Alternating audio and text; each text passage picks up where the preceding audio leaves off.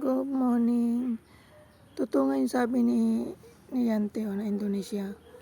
Ngayong umaga, malaki itong bulaklak na ito. Oo nga, oh. Kasi maliit lang ito eh. Para siyang ganito siya kahapon. Iba pala ito. Ayan oh. Malaki siya. Ang laki ng bulaklak niya. Ang liit niya lang eh. Tasin ko siya.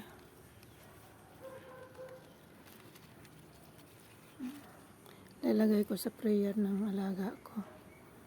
Ayan o. Gusto o. Ito pula naman. Ito pink. Pula. Ayan, kukunin ko rin yan. Ito bukas pa yan. Malaki yan. Ito nga sinabi ni Indo. Ayan pa o. Meron pang isa. Ayan, kukunin ko rin yan. Ayan. Ang ganda ng bulaklak.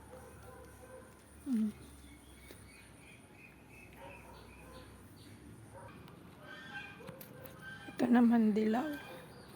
Ayaw naman ito ng alaga ko. Kasi madali daw siyang malanta. Ayan.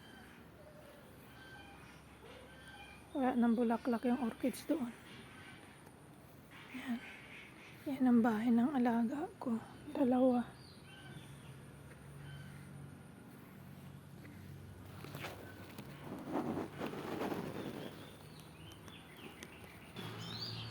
Ito naman sampagita. Ang bango niya oh. Pangain ko siya. Ayan.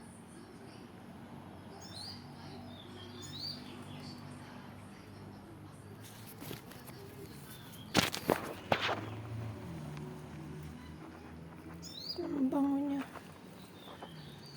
Ay, kaboring din. Dalawa lang kami ng alaga ko dito. Ito, ang dami niya oh. Ang bango.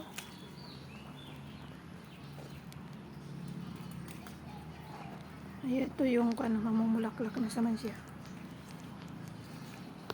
Queen of the night. Diyan. Ito.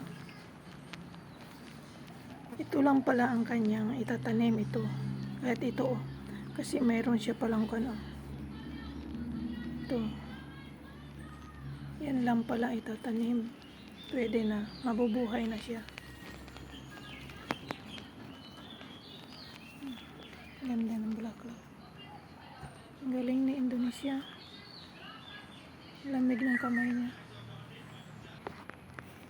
Ito naman. Marami pala itong ito. Maraming type pala itong bulaklak na ito. Ayan.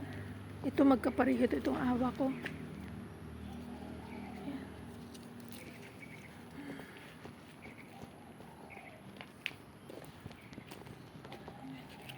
Ito yung nilalagay sa bango. Nilalagay sa isda, sinigang. Ito yung sa Pilipinas. Ito. Pinanguha ko nga ito. Oh. Grabe ang bango niya. Ito. Oh. Sariwang-sariwa. Pag di-off ko, magsinigang ako ng bangus. Lagay ko ito. Yan. Yan.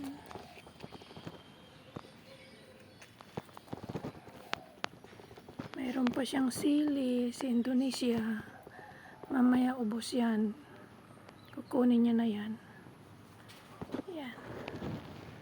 Ang sili. Okay.